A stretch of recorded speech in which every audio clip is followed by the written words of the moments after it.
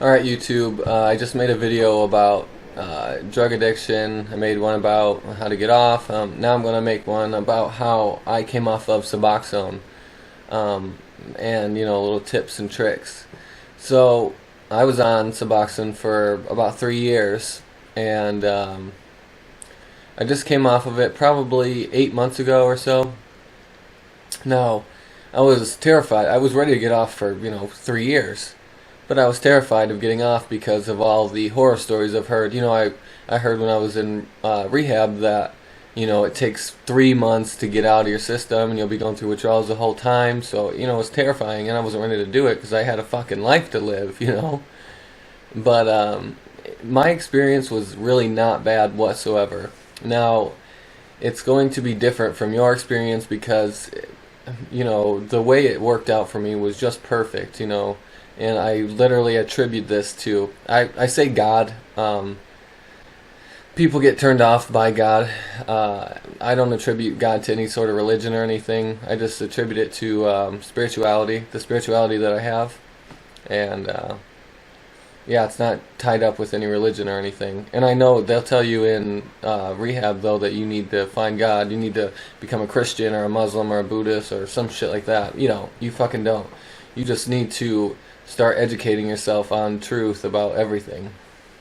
Be a damn conspiracy theorist. That's how I started into all this, the whole spiritual aspect. But anyways, how I got off of Suboxone, I was on for 3 years, like I said, but for probably the last year, no, not the last year, the last few months, but the last year I was taking smaller amounts. They prescribed me 3 pills a day, which was insane. I never took that high of a dose, ever. I never really took over 3/4 a day. I would take a quarter at a time every, maybe 2 or 3 times a day. But towards the end, though, I moved to Hawaii with my last script. And I knew I wasn't going to get another out here, so I really stretched it. I made it last. So I was basically down to 1 milligram for the duration, my last prescription. I came out here with like 40 of them, I think, so it lasted a little while. But when I came down to the end, I wasn't ready to quit still. So I had a few left. I called my buddy up. I told him I was sending him money to send me some. He never did it because how drug addicts are. they he just took the money and ran. Probably got drugs. But that's fine because it worked out perfectly for me. I'm self-employed, and for whatever reason my business took a shit the last week before I ran out. And so, like I said, it was like, synchronicity at its best. I had no money even if I wanted to get something. And, I had sent the rest of my money to somebody who was never going to help me out. Even though he did help me out by not helping me out. But anyways, so I come down to my last amount, and I was taking... at this point, I was probably down to under 1 milligram twice a day. So that's what made it so much easier for me, was the dose was so low. But I've even read stories about people being on such a low milligram and, it being kind of rough for them. Now, the trick for me, though, was that I have this spirituality. I have this deep spiritual connection within myself, when I talk about spirituality, I'm talking about New Age spirituality for myself. Like meditating. I know meditating is nothing new, but people say, "Oh, that's New Agey," But yeah, things like that. So, and I understand manifestation and synchronicity. So I saw the signs. The day I quit, I'm like, the day I was forced to quit. I didn't want to, I was freaking out, what am I going to do? I was tearing up the house trying to find, my last crumbs somewhere. The second day, same thing, basically. The third day, which is now about 2 weeks past, maybe a week and a half past when my sub should have got here in the mail, which never did. I kind of accepted, like, alright, this is what's supposed to happen. This is synchronicity working out for me so I can move on from this shit, because I wanted to. So once I gained that mindset, though, the symptoms almost went away completely. I still had a little bit of nagging in the back of my mind. And we understand that most of the symptoms are brought on by anxiety. So when you think about, oh, I'm quitting today for sure. And then you start getting that thought in the back of your mind, like, maybe I can get something. No, that's when the anxiety starts kicking in, and we start, thinking about MacGyvering ways to, find something. That's when the symptoms kick in hard. I'm pretty positive that all of this shit is, withdrawal is 100% mental. Physical, they say opioids are physical, but I don't believe it as much as they say. Now, they are physical because, you'll grow, or however it works, you'll get more opioid receptors throughout your body, even in your stomach and everything like that. It's fucked up. But, I explained in the other video, when I went to the Army, when I went to basic training, I was using up until the day I left. And I didn't have a single withdrawal symptom or anything because my mind was so busy with, basic training that I didn't have time to think about that shit. So yeah, I think that it's the anxiety is what kills us and brings on all the shitting and the sweating and can't sleep, your legs hurt, all that stuff.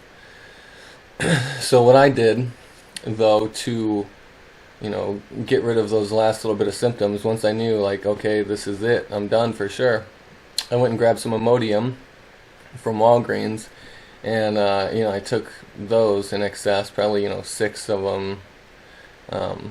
I probably took 6 or 8 of them, maybe twice a day, and that killed the rest of the little symptoms that I might have had.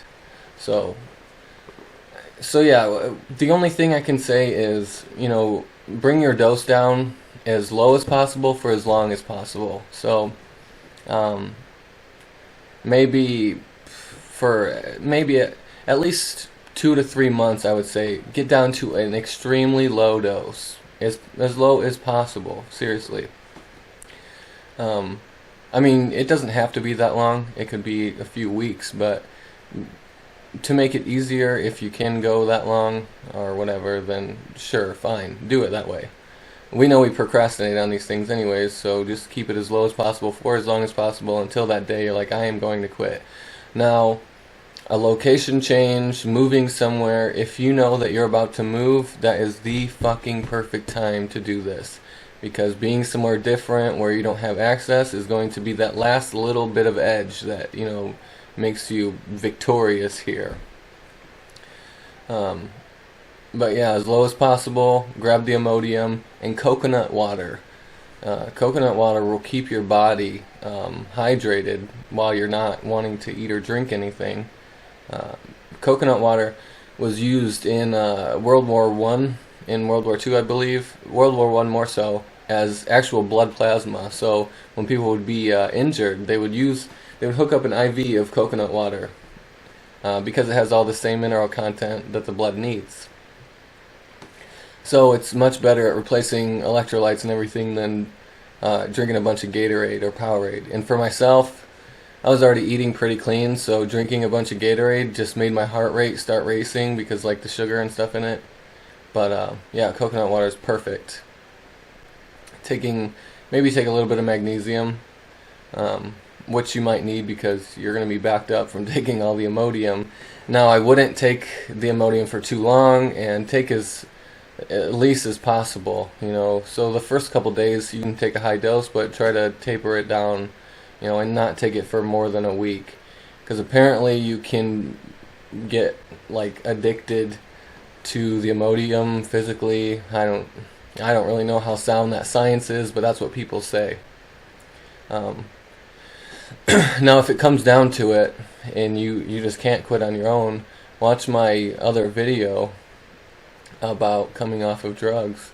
I explained, though, using Iboga. They call it Ibogaine treatment. You can't do it in the United States, but you can do it in Mexico and Canada. It's expensive, but it's not rehab expensive, and it is almost a for sure thing if you're ready to get off of drugs. You'll get off of them.